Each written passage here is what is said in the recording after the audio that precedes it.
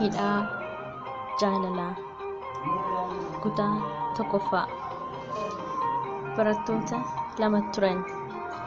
Barattuu seenaa fi barataa falmataa jedhamu.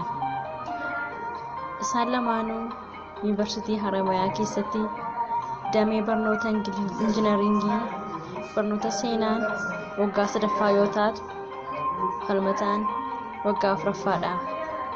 Inni Oromiyaa jiddu galeessaatti dhalatee guddate. Isheen Oromiyaa lixaa yoo taatu, lameen isaanii ijoollee Oromiyaa baadiyyaatti dhalatanii guddatanidha. Seenaan akkaataan uumama ishee baay'ee nama ajaa'iba. Iccitii ishee beekuun ulfaatus, kennaan beekumsa ishee fi bareedinni ishee dhiirota hedduu akka bubbee arfaasaa asii fi achi raasa. Rifeensi ishee dugda irraan aanga'a. Yeroo adeemtu akka bishaan gibee deemuu malee sagalee hin dhageessistu. Iji ishee akka urjii birraa calaqqisti. Seeqni ilkaan ishee akka tiriika dukkana keessatti ifa. Konkonni funyaan ishee akka waan ogeessi bobbocee boce fakkaata. Muttuun ishee akka tulluuwwan Oromiyaa keessa uumamaan kan dhaabbatedha. Seenaan yeroo kolfitu sagalee onnee namaa raasu tokko osoo hin daangessin ol baasti. Haalli uffannaa ishee akka bineensota baddaa baalee daawwatanii xumuruu in ulfaata. Falmataan baay'ee boonuudhaan beekama. Gaafa namni baay'ee haasa'u baay'ee dhaggeeffata. Rifeensi isaa boca odaa Oromoo fakkaatee akka bosona Oromiyaa durii daawwattee hin quuftu. Kennaan bareedina isaa akka soomayaa leemmanii ol qajeelaadha. Kan nama dhibu falmataan barnoota isaatiin baay'ee cimaadha yoon jedhe isa hin madaalu. Gaafa barsiisaan gaaffii isa gaafatu akka leenci yeroo gaaraa bookkisu bineensotni isaan kun asii fi achi shokoksan. Barattootni cal jedhanii isa inni deebisu kana baranneerra laata jedhanii daftara isaanii asii fi achi gaggaragalchuuf. Isaan lameenuu gumii aadaa fi ogbarruu afaan Oromoo keessatti hirmaannaa cimaa qabu. Kan falmataan nama ajaa'ibu tokko yoo jiraate, guyyaa ayyaanaa, keessumayyuu guyyaa ayyaana sabaaf sablammootaa huccuu yookaan tiishartii dhiiga dhiigaan baasan jedhu uffachuun beekama. Sababa kanaaf baay'ee dararama.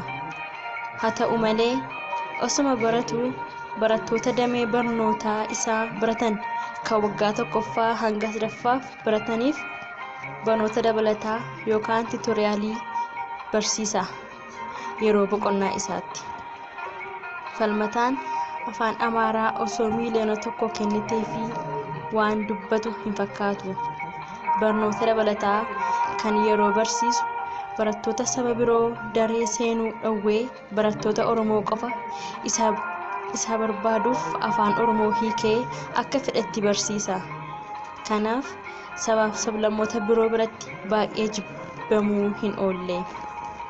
Seenaan barattuu waggaa 3ffaa waan taateef barnoota isaa kan barachuuf dirqamte.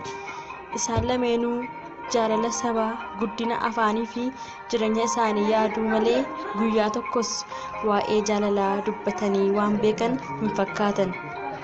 Haa ta'u malee guyyaa inni dhufe osoo isaaniin hin mari'atin, innis osoo barsiisuu, isheenis osoo barattuu wal ajaa'ibuu jalqaban. Akkas jedhan falmataa. Maal bareedduun akkanaa, maal uumaan intala Oromoo kun? Seenaa. Maal osoo inni kun kiyya ta'ee jiraate nan eebbifamee ture. Falmataa. Silaa isheen tole naaf hin jettu, maaliifan afaan koo xureessaa? Isaan babbareedaan kun yoona akka dachee Oromoo magaalaa Finfinnee qabamanii dhumaniiru. Seenaa. barataa cimaa boonuma isaanii dadhabe jaalala hin beekan yeroo hunda cimna isaaniitti malee jaalala hin hubatan. Falmataa kana na balleessuuf natti fidee barana maal godhaa barumsa koo fi qabxii galmeessaa ture sanatti dhoqqee laaquuf. Seenaa maal ija jalaan na ilaalaa barumsa malee waan jaalala beekuu hin fakkaatu inni maal godha kun aljeebraa malee jaalala beekaa laata. Falmattuu gaafa isheen daree keessatti ilaaltu waan jiru dhabee lafti naan mara dafqatu narraan dhangala'a sababa isheef gabatee gurraachaan ilaalaa oola.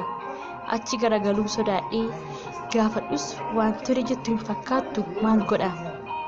Seenaa gaaffii kanatu na dhibe jedhee bira geessee ilaala garuu bira dhaabbadhee ija keessa ilaaluu danda'aa laata jettee gaafficha qabattee ijaan lafa ilaalaa tokko lama jedhaa gara isaa adeemuu jalqabde.